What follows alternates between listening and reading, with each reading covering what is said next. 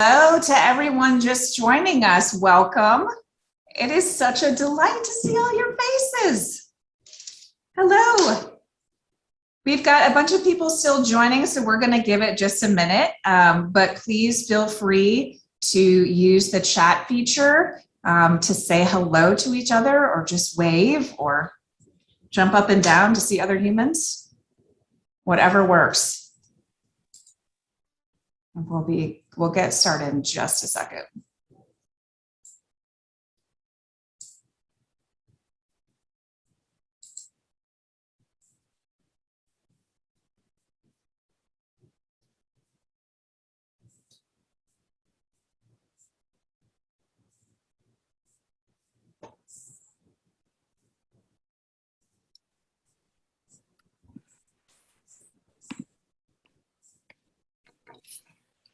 Okay. I think everybody is in from the waiting room. Oh, spoke too soon.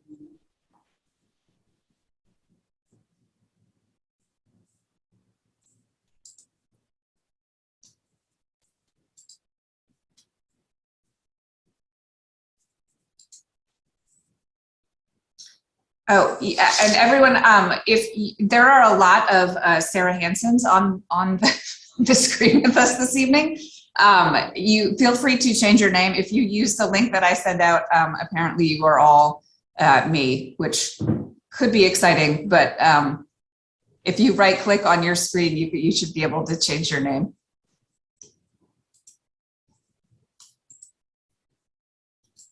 Okay. Oh. We've still got people showing up.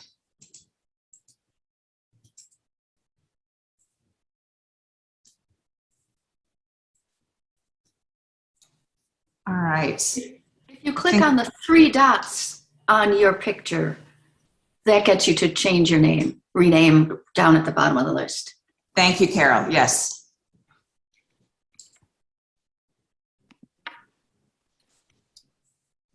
All right. Yeah. So please feel free to use the chat. I know it's been so long since we've all seen each other, and we decided to change this from a webinar to a regular meeting so we could all see each other and make it a little more interactive. So for those of you who haven't had the chance to meet yet, my name is Sarah Hanson. I'm the Executive Director of Greater Portland Landmarks, and I am absolutely delighted to welcome you all tonight to our annual meeting and Places in Peril announcement. So I'm going to go ahead and start sharing my screen, and we have during the business meeting, there will be a few points where we have the membership votes, and I'm going to be launching a poll. So you can, so when we call for a vote, you should see a poll pop up and you can select yes, no, or abstain. And then after our brief business meeting, we'll go right into the Places in Peril program. So I think that's all of the housekeeping. So Nate, I'm going to go ahead and start sharing my screen and throw it over to you. All right, thank you, Sarah. And let me know when you get that up there here.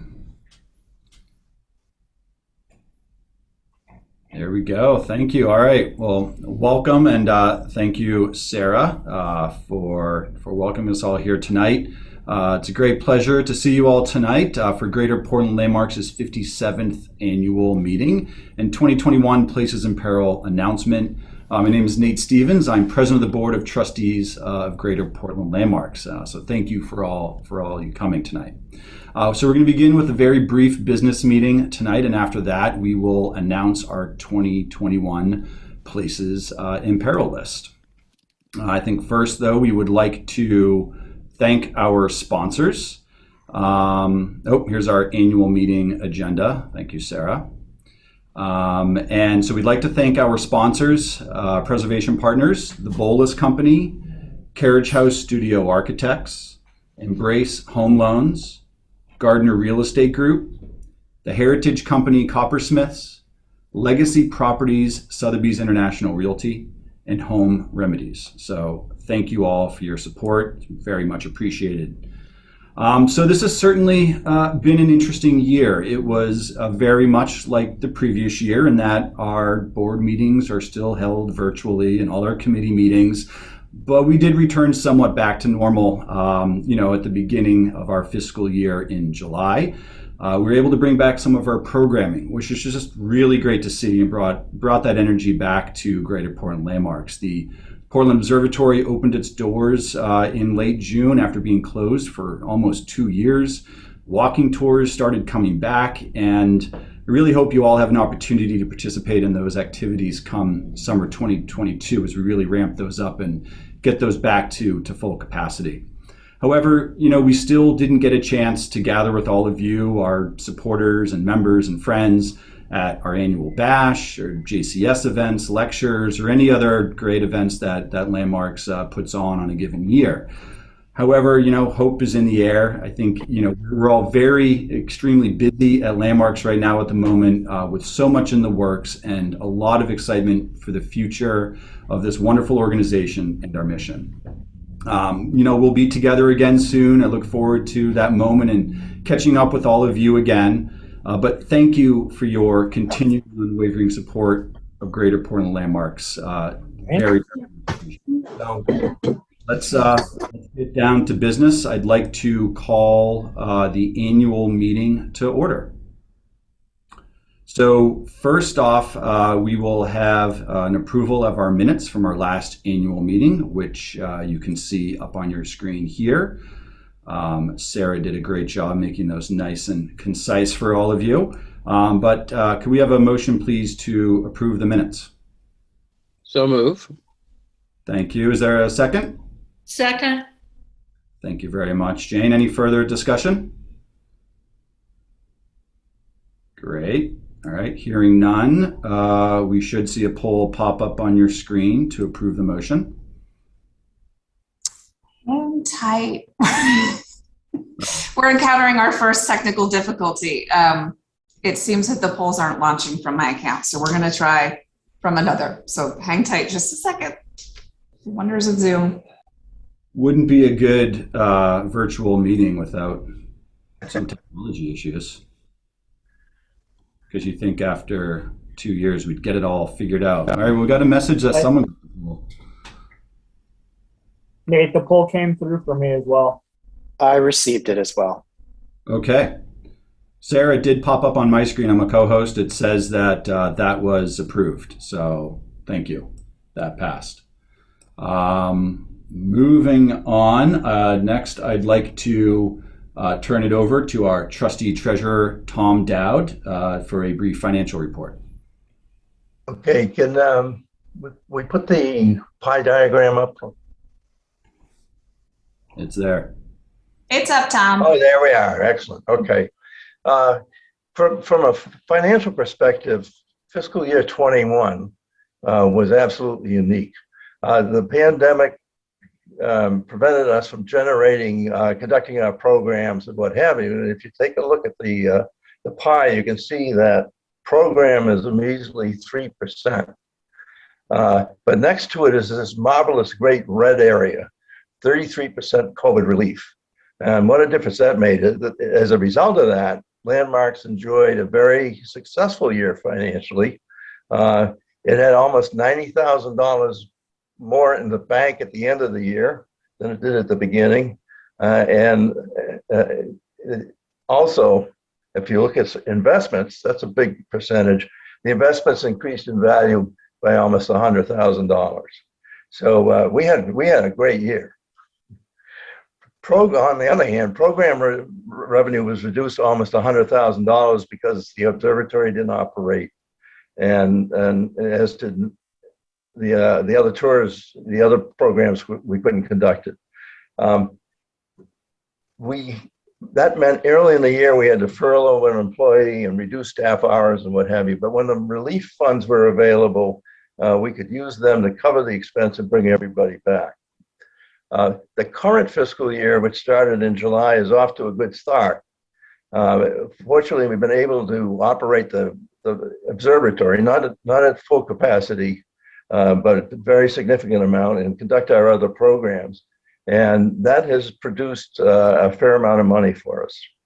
Season is over. We're beginning to go into our quiet period as far as the observatory is concerned. We canceled the gala, but donors made some substantial donations in lieu of the gala, and that was very helpful too.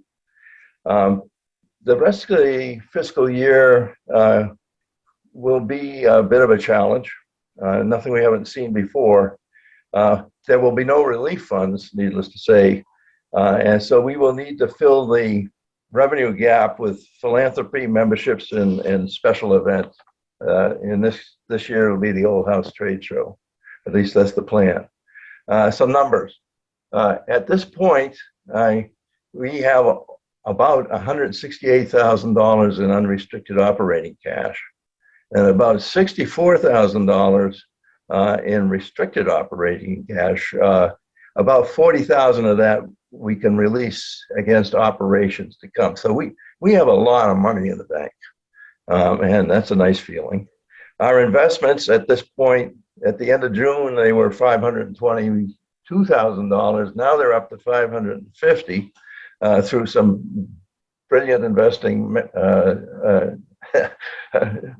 strategy on our part. Needless to say, this amount is subject to market volatility, so who knows how long it'll last, but so far it's been great. And these investments provide a reserve for us, some dry powder if we need it. In terms of income, the net income for fiscal 21 was $115,000, which is substantial compared to fiscal year 20, when it was an $82,000 loss. So that's a $200,000 swing between the 2 years. That's what happened in fiscal year 21. It was a great year from a financial point of view. So far this year, we're off, as I said, to a good start. The revenue is much higher than last year. We're way ahead of budget. Expenses are up about $19,000 compared to last year, but that's because we have more people on the payroll and we're conducting a lot more activities. However, through the end of September, we actually have positive net income of $9,900, and that's significantly better than budget. I mean, we're way ahead of budget. I really enjoy giving this speech because for years I haven't been able to do it. But right now we are way ahead of budget. We have all kinds of money in the bank. After December, in the next 3 months are negative. Even if we hit our budget targets, but April, May, and June come roaring back, and if we meet our budget, we will end this year about where we started from a cash point of view. And I mean, that's just a wonderful result. The building, no major surprises here. We're always a few $1,000s below what the rent covers. That constitutes our rent, so there's no surprises, and it's doing what it always does. So it's really nice to be able to give everybody some good news here, at least financially. Anybody have any questions?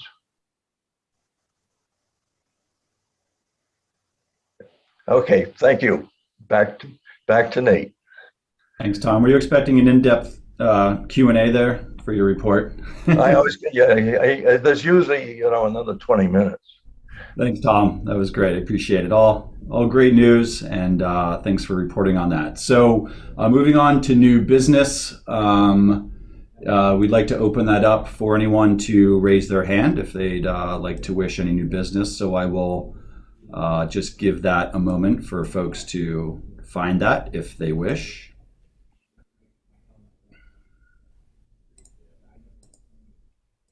I'm trying to slowly scroll through the list here. All right. Seeing none, I'd like to invite Bruce Ruard, who is our Vice President and Chair of the Governance Committee, to present the slate of nominees to the board for fiscal year 2020 and 2021. Bruce. Okay, thank you, Nate. I'd like to present the following slate of candidates to serve on the Board of Trustees. Trustee nominees to the board for a third three-year term include Jane Briggs and Jane Hurd. Trustee nominees returning to the board for a second three-year term include Rachel Ambrose. And trustee nominees being elected for their first three-year term include Anissa Kadrawi, Chloe Martin, and Thomas Aguirre. Is there a motion to approve the slate? So moved. Second. Second, any discussion? Okay, seeing none, you should all see a poll pop up on the screen, which will allow you to vote on the motion.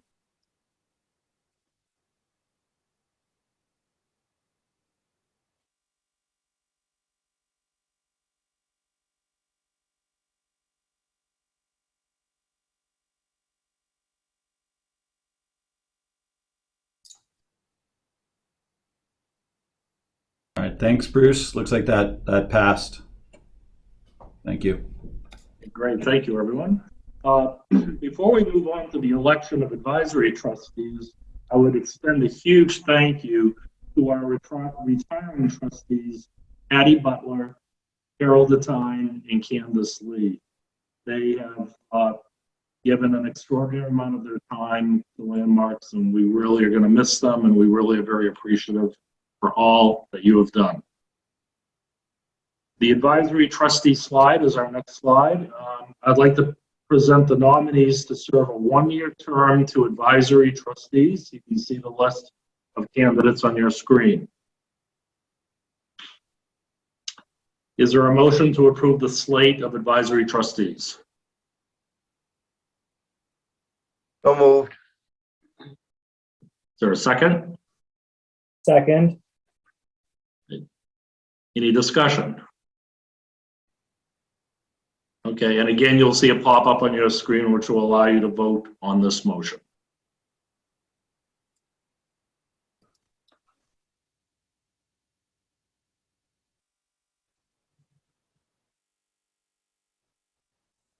All right, motion passed. Okay, great. And thank you, everyone. And now I'll turn it back to you, Nate. Great. Thank you, Bruce. Much appreciated. Congratulations to everyone. And yeah, I'd like to second Bruce. We will certainly miss our three board members who are terming off. They were a wonderful part of our organization and will continue to be, but we'll certainly miss them at board meetings. So thanks to them as well. And welcome to our new board members who have been with us for a few board meetings now, but welcome aboard officially. So thank you. And with that, I'd like to call for a motion to adjourn the meeting. Can someone make that motion, please? So moved. Thank you, Jane. Is there a second? I'll second. Thank you, Bill. Once again, we have a poll.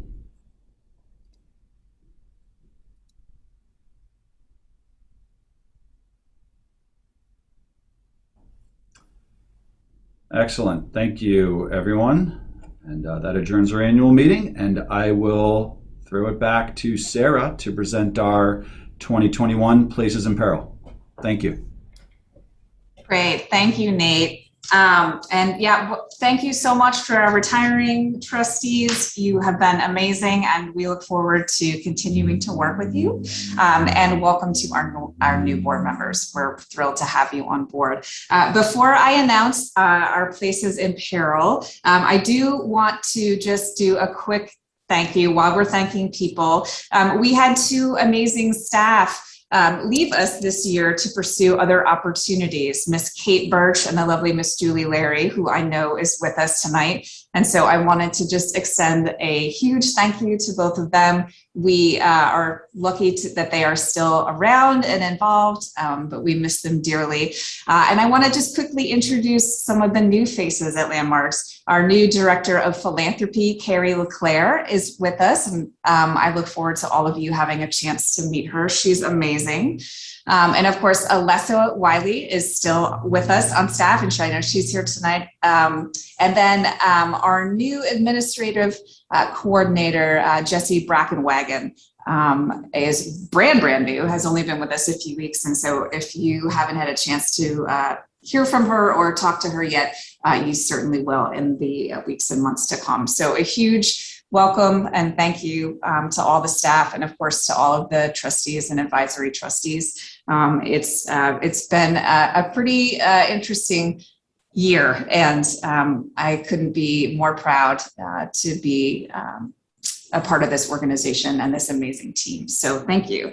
So with that, I'm very pleased to announce our 2021 Places in Peril. We have 5 sites this year. They're all very different and very interesting. And again, what we're trying to do with this list is raise awareness of these historic resources, the challenges that face them, and different ways that Landmarks and the greater community can be a part of finding the solution to help ensure that these places are with us for many, many years to come. So with that, we will get started.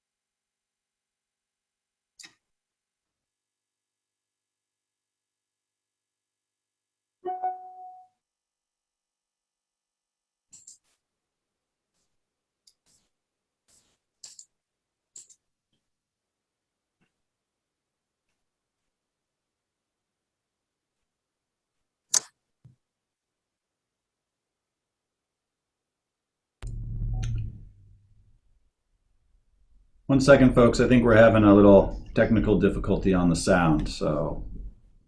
Are you not getting any sound at all? Nope. I'm not. No one's, is anyone? No. No sound. That's okay. Hold on just a second and let me see if I can figure out why that is.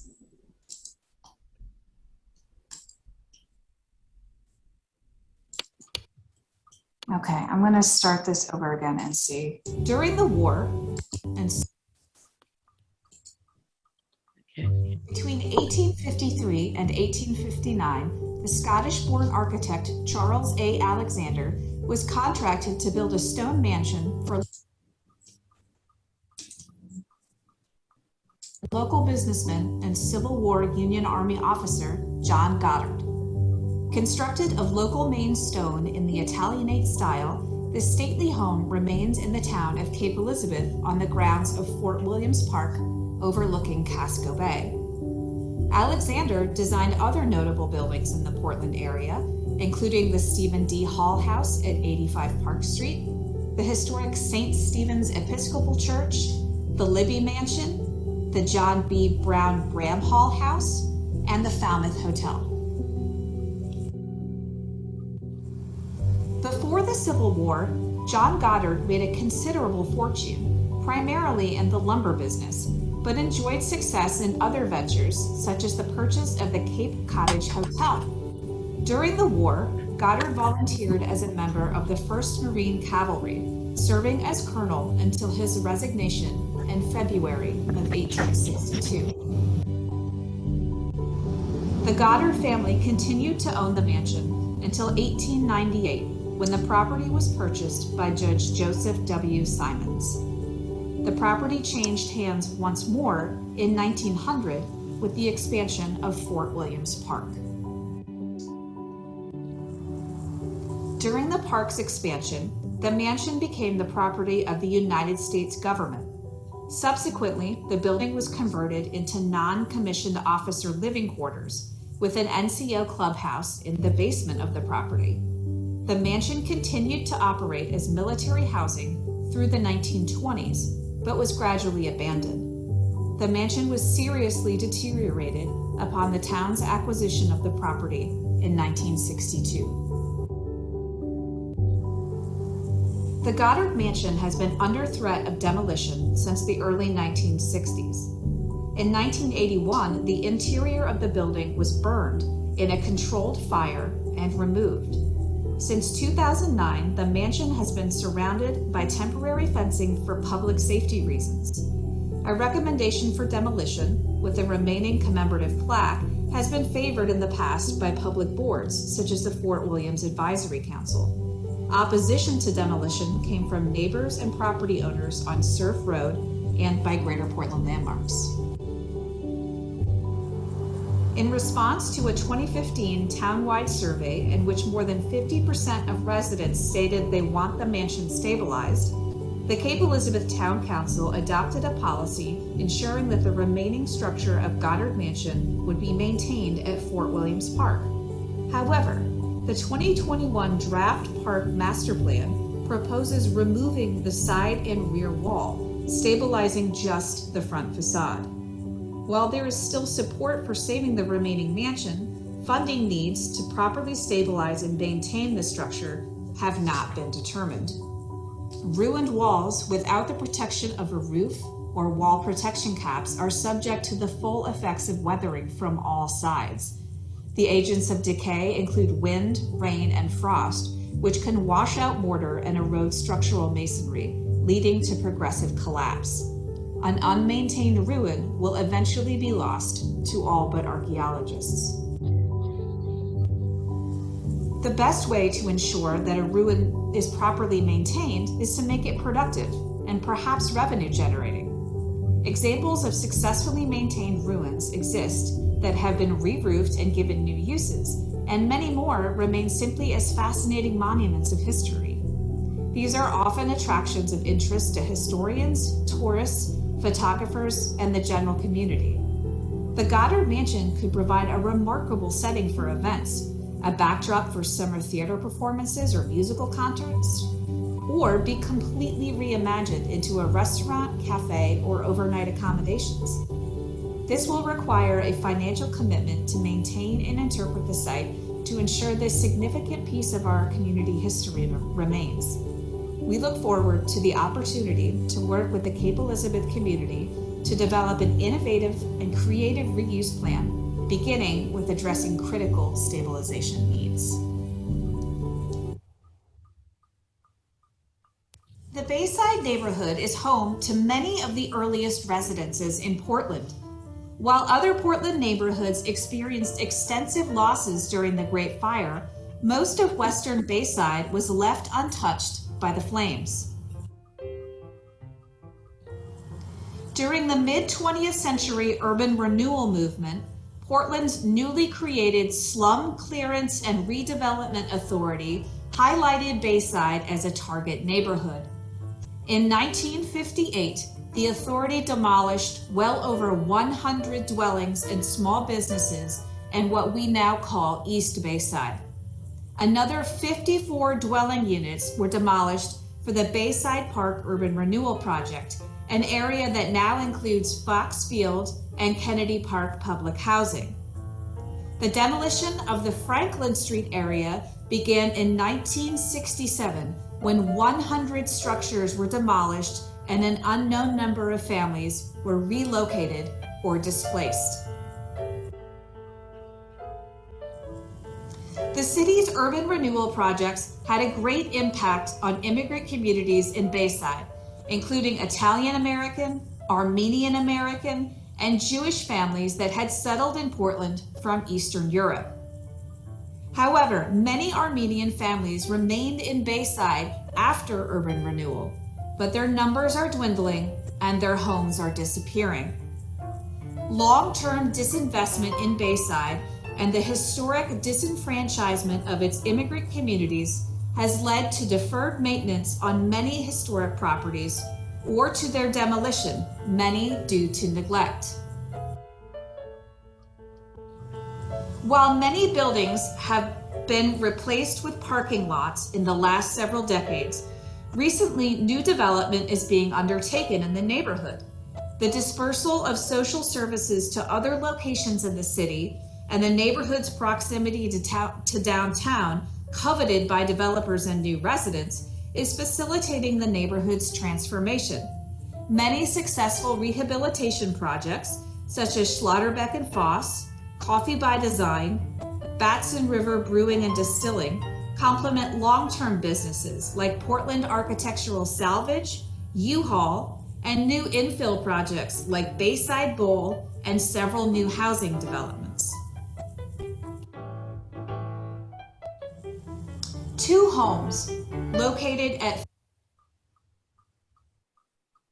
15 and 19 Cedar Street were nominated to Our Places in Peril list in July. They were demolished in early August of 2021. There is currently no announced plan of what will happen to these two now vacant lots, and the opportunity to reuse and repurpose two homes is lost. These Cedar Street houses not only represented Portland's mid-19th century architectural history, but Portland's immigrant story. Since the mid-20th century, the Bayside neighborhood has been a historically marginalized community. Urban renewal projects unfairly targeted homes and businesses of immigrant families for removal.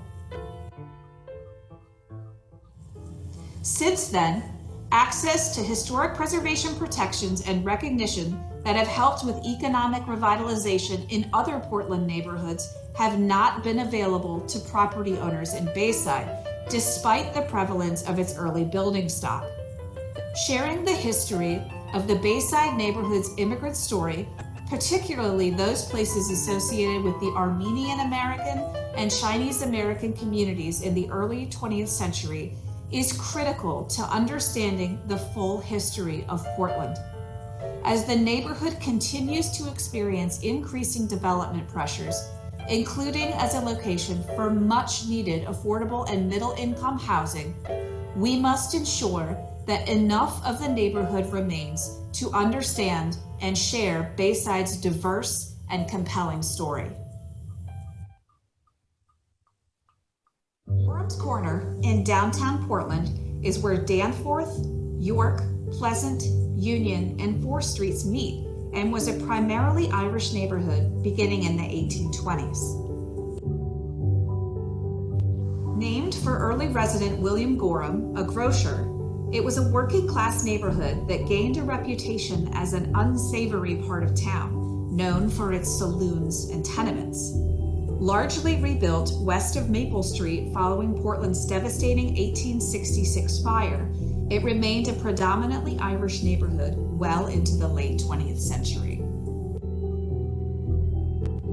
Unfortunately, demolitions beginning in the 1970s reduced much of the historic neighborhood to parking lots, particularly west of Center Street.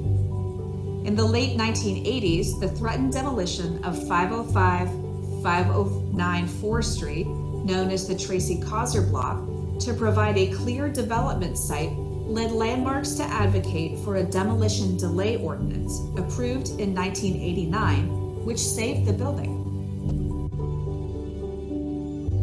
The individually landmarked Tracy Causer building between Cotton and Center Streets is now a vital bridge between the Old Port area and the Gorham's Corner neighborhood. While the parking lots to the south and east of the block may finally be developed decades after they were first cleared for redevelopment, the fate of 2 of the 3 remaining buildings between Cotton and Center Streets is uncertain.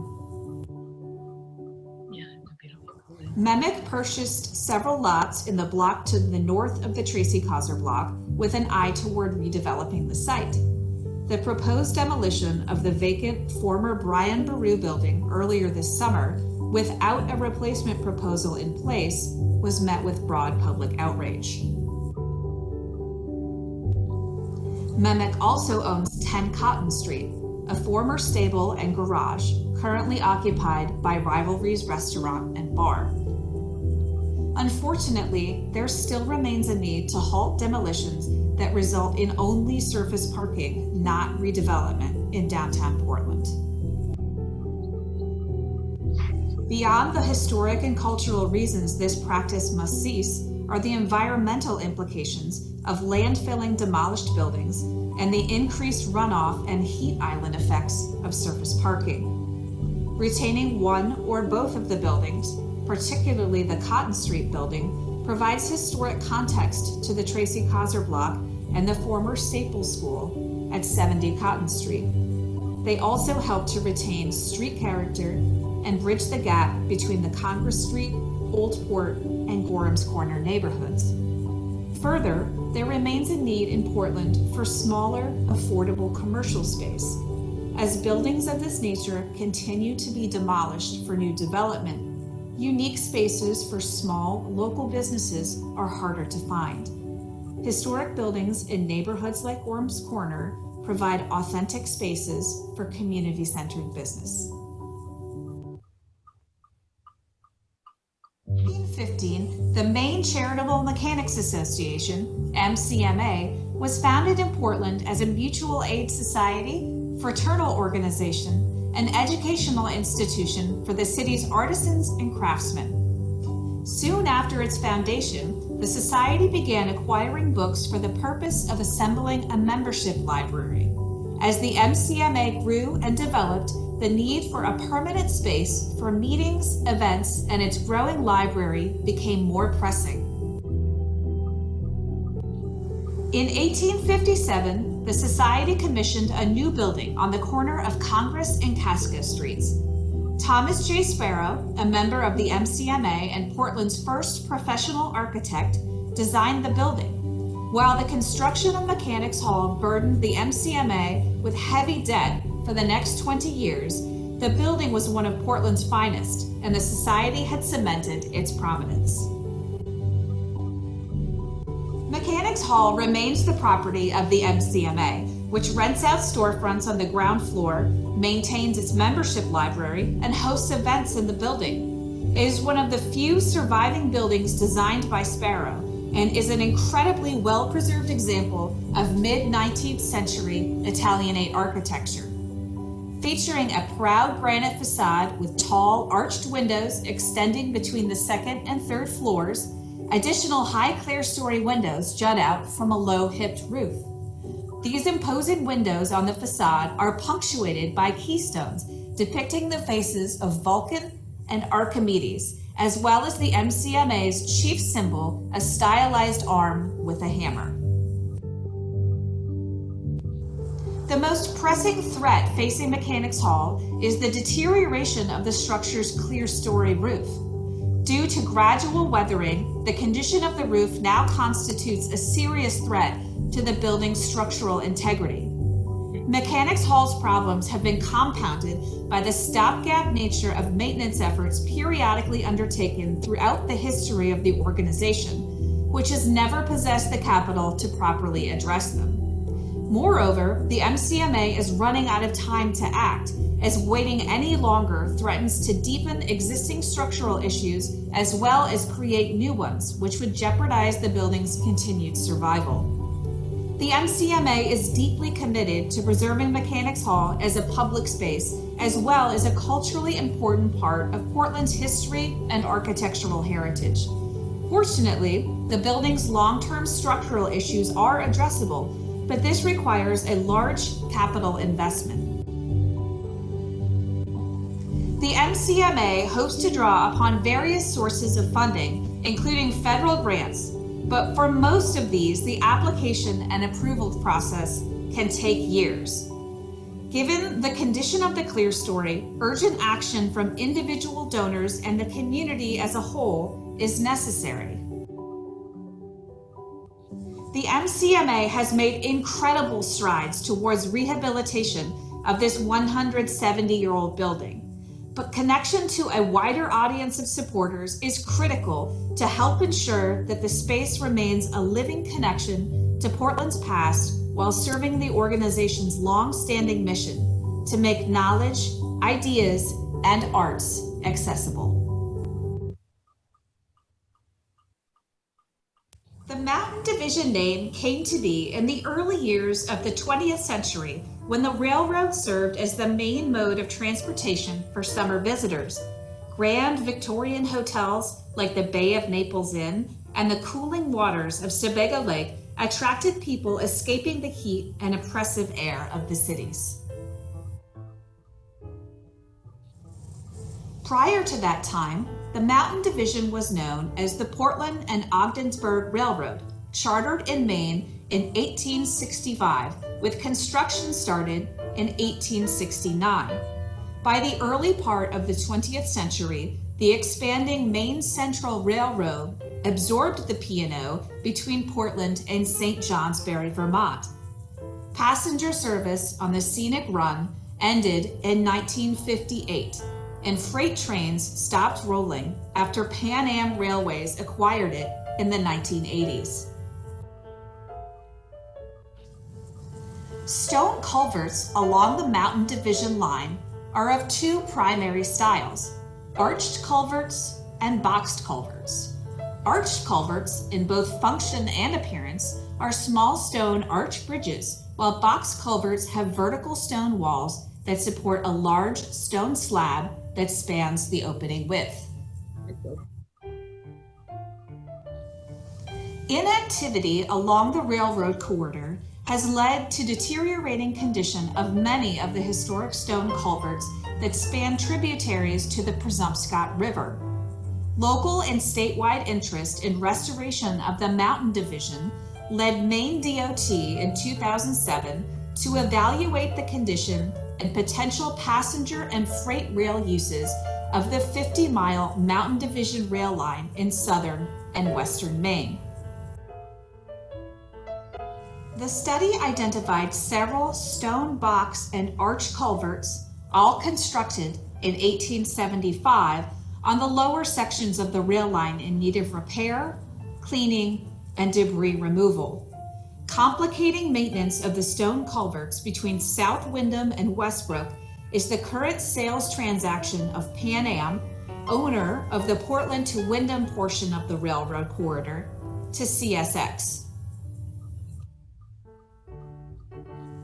Stone culverts are some of the earliest and hardiest of transportation infrastructure developed and were in common use until the early 20th century. Representing early engineering throughout Maine's landscape, these unassuming structures are often overlooked. The remaining box and arch culverts along the Mountain Division line contribute to our understanding of the late 20th century development of this area and the engineering techniques employed. With state and local interest in the restoration of the Mountain Division line as an economic driver for Western Maine, the 2000 study estimated the upgrade to cost over $31 million. Long-range plans, supported by the Mountain Division Alliance, call for a continuous 50-mile trail from Portland to New Hampshire along the Mountain Division corridor in collaboration with the 9 communities along the line. A feasibility study for this concept is currently being conducted by Maine Department of Transportation, Department of Economic and Community Development, and the Governor's Office of Policy, Innovation, and the Future. Funding for this particular corridor is not imminent. In the meantime, the stone culverts between South Windham and Westbrook continue to deteriorate. Survey work is desperately needed to identify the current condition of these culverts and the work necessary to stabilize and regularly maintain each. Regional advocacy is critical to ensuring that future rail and recreational use of the corridor and river incorporate these culverts while supporting environmental and economic improvements.